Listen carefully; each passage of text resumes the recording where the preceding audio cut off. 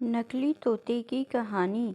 एक बार की बात है, एक घने जंगल में विशाल बरगद का पेड़ था। उस पेड़ पर बहुत सारे तोते रहा करते थे। वे सभी हमेशा इधर उधर की बात करते रहते थे। उन्हीं में एक मिट्ठू नाम का तोता भी था। वह बहुत कम बोलता था और शांत रहना पसंद करता था।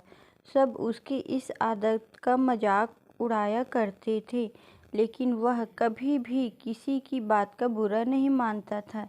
एक दिन दो तोते आपस में बात कर रहे थे। पहला तोता बोला, मुझे एक बार बहुत अच्छा आम मिला था। मैंने पूरे दिन उसे बड़े चाव से खाया। इस पर दूसरे तोते ने जवाब दिया, मुझे भी एक दिन आम का फल मिला था। मैंने भी बड़े चाव से उसे खाया था। वही मिट्ठू तोता चुपचाप बैठा था।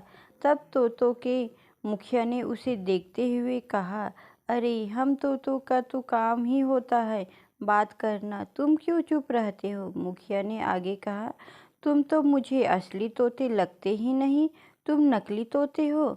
इस पर सभी तोते उसे नकली तोता कहकर बुलाने लगे, लेकिन मिट्ठू तोता फिर भी चुप था। यह सब चलता रहा। फिर एक दिन रात में मुखिया की बीवी का हार चोरी हो गया। मुखिया की बीवी रोती हुई आई और उसने पूरी बात बताई। मुखिया की बीवी ने कहा, किसी ने मेरा हार चोरी कर लिया और वो हमारे ही झुंड में से एक है। यह सुनकर मुखिया ने तुरंत सभा बुलाई। सभी तोते तुरंत सभा के लिए इकट्ठे हो गए।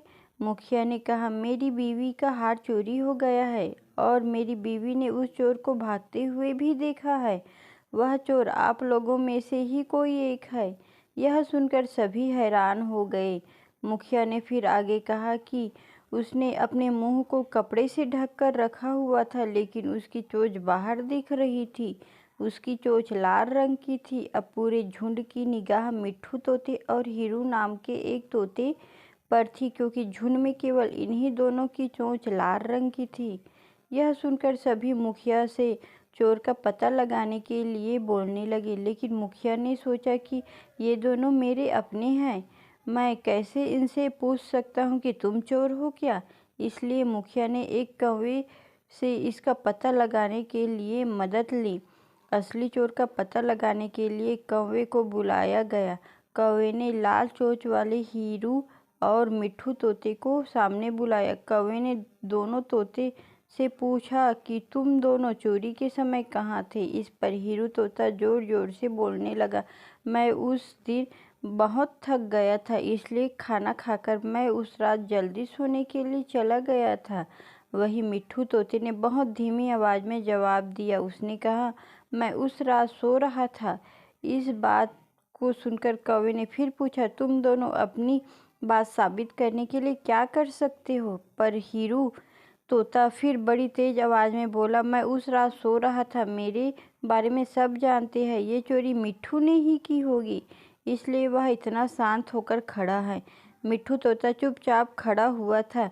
सभा में मौजूद सभी तोते चुपचाप यह सब देख रहे थे। मिट्ठू तोता फिर धीमी आवाज़ में बोला, मैंने यह चोरी नहीं की है।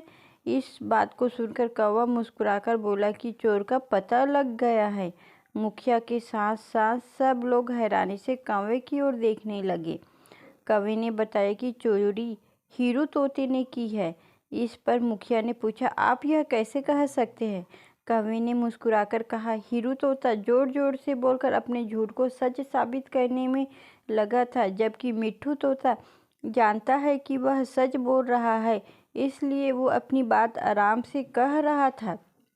कौवे ने आगे कहा, वैसे भी हीरू तोता बहुत बोलता है, उसकी बात पर भरोसा नहीं किया जा सकता। इसके बाद हीरू ने अपना जुर्म कबूल लिया और सभी से माफ़ी मांगी। यह सुनकर सभी तोते हीरू तोते को कड़ी सज़ा देने की बात कहने लगे, लेकिन मिट्ठू तोते ने कहा, मुखिया जी, हीरू तोते ने अपनी गलती मान ली, उसने सबके सामने माफ़ी मांग ली, उसे पहली बार यह गलती हुई है, इसलिए माफ़ किया जा सकता है। यह सुनने के बाद मुखिया ने हीरू तोते को माफ़ कर दिया। कहानी से सीख, कभी कभी ज़्यादा बोलकर हम अपनी अहमियत खो देते हैं, इसलिए ज़रूरत के समय ही बोलना चाहिए।